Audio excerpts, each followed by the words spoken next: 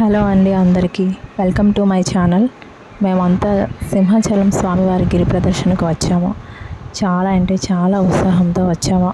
అంతే భయంగా కూడా ఉంది. ఎందుకంటే ఫస్ట్ టైం కాబట్టి నడవగలుగుతామో లేదోనని చాలా ఆలోచించాము. ఒక రకంగా చెప్పాలంటే మా మీద కంటే దేవుడి మీద నమ్మకంతో రెడీ అయిపోయాము.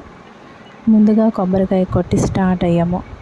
చాలామంది భక్తులు వచ్చారు. నేనైతే ఇంతకుముందు వీడియోలో కూడా చూడలేదు, ఇప్పుడు మాత్రం లైవ్లో చూస్తున్నాను. 20 కిలోమీటర్ల వరకు బాగానే అనిపించింది. తర్వాత మాత్రం చాలా కష్టంగా అనిపించింది.